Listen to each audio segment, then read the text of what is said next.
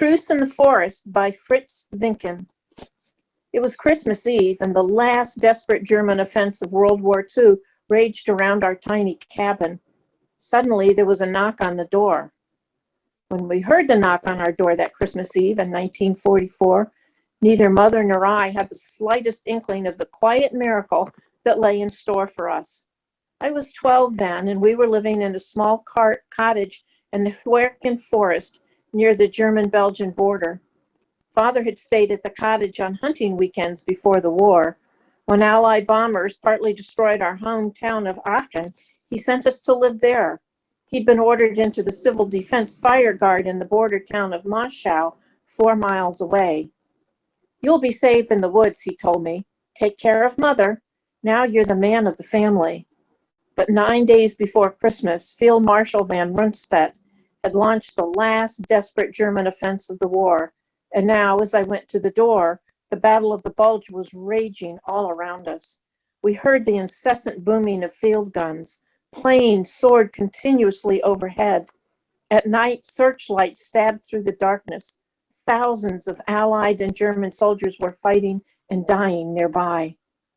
When that first knock came, Mother quickly blew out the candles.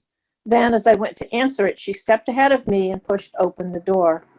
Outside, like phantoms against the snow-clad trees, stood 2 steel-helmeted men. One of them spoke to Mother in a language we did not understand, pointing to a third man lying in the snow. She realized before I did that these were American soldiers, enemies. Mother stood silent, motionless, her hand on my shoulder. They were armed and could have forced their entrance, yet they stood there and asked with their eyes. And the wounded man seemed more dead than alive. "Kommt rein," Mother said finally. "Come in." The soldiers carried their comrade inside and stretched him out on my bed. None of them understood German. Mother tried French, and one of the soldiers could converse in that language. As Mother went to look after the wounded man, she said to me, "The fingers of those 2 are numb. Take off their jackets and boots and bring in a bucket of snow." Soon I was rubbing their blue feet with snow. We learned that the stocky, dark-haired fellow was Jim. His friend, tall and slender, was Robin. Harry, the wounded one, was now sleeping on my bed, his face as white as the snow outside. They'd lost their battalion and had wandered in the forest for 3 days looking for the Americans, hiding from the Germans. They hadn't shaved, but still, without their heavy coats, they looked merely like big boys, and that was the way Mother began to treat them. Now Mother said to me, "Go get Herman and bring 6 potatoes." This was a serious departure from our pre-Christmas plans. Herman was the plump rooster, named after portly Hermann Goering, Hitler's number 2 man, for whom Mother had little affection. That we had been fattening for weeks in the hope that Father would be home for Christmas. But some hours before, when it was obvious that Father would not make it, Mother had decided that Herman should live a few more days in case Father could get home for New Year's. Now she'd changed her mind again. Herman would serve an immediate, pressing purpose.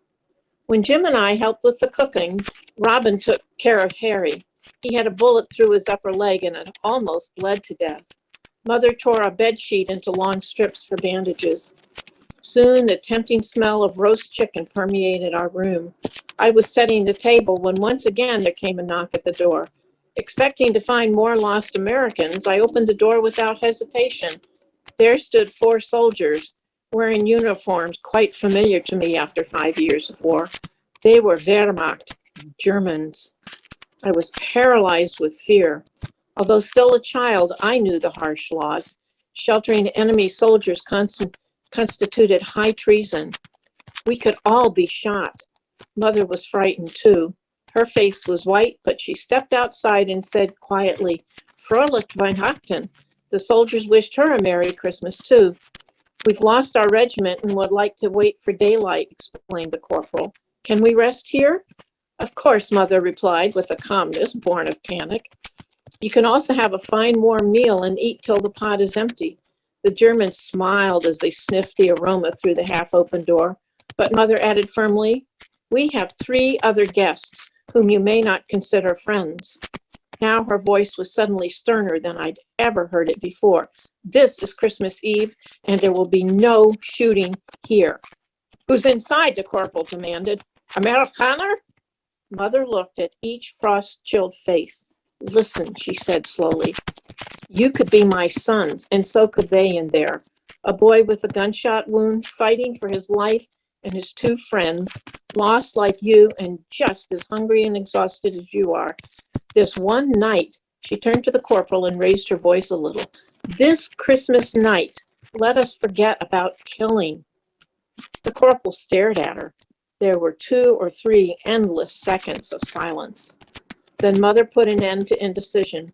"Enough talking," she ordered, and clapped her hands sharply. "Please put your weapons here on the woodpile and hurry up before the others eat the dinner."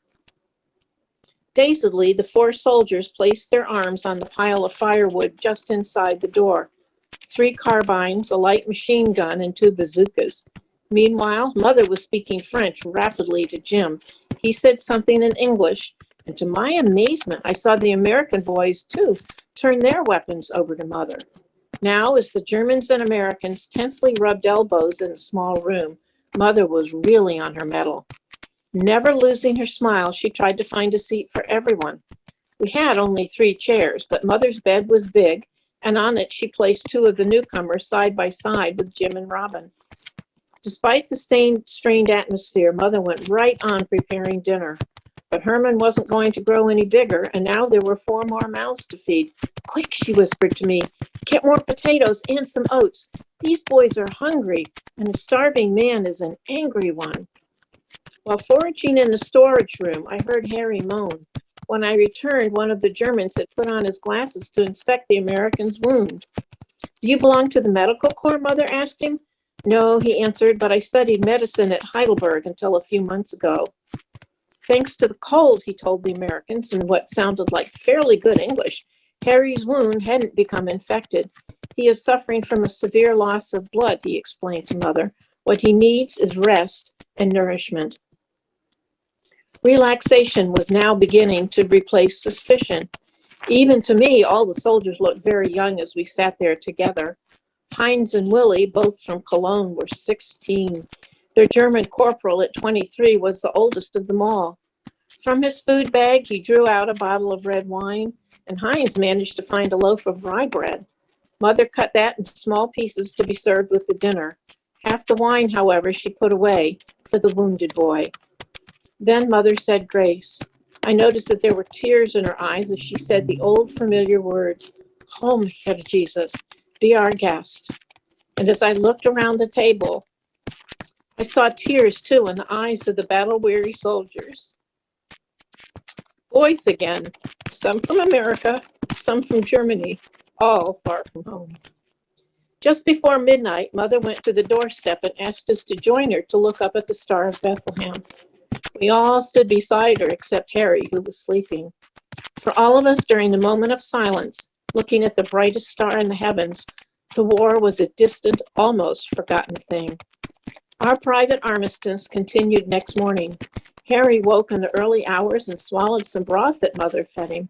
With the dawn, it was apparent that he was becoming stronger. Mother now made him an invigorating drink from our 1 egg, the rest of the corporal's wine, and some sugar. Everyone else had oatmeal. Afterward, 2 poles and Mother's best tablecloth were fashioned into a stretcher for Harry. The German corporal then advised the Americans how to find their way back to their lines. Looking over Jim's map, the corporal pointed out a stream. "Continue along this creek," he said, "and you will find the First Army rebuilding its forces on its upper course." The medical student relayed the information in English. "Why don't we head for Monschau?" Jim had the student ask. "Nein," the corporal examined. "We've retaken Monschau." Now Mother gave them all back their weapons. "Be careful, boys," she said. "I want you to get home someday where you belong." God bless you all. The German and American soldiers shook hands, and we watched them disappear in opposite directions. When I returned inside, Mother had brought out the old family Bible. I glanced over her shoulder. The book was open to the Christmas story, the birth in the manger, and how the wise men came from afar bearing their gifts. Her finger was tracing the last line from Matthew 2:21. They departed into their own country another way.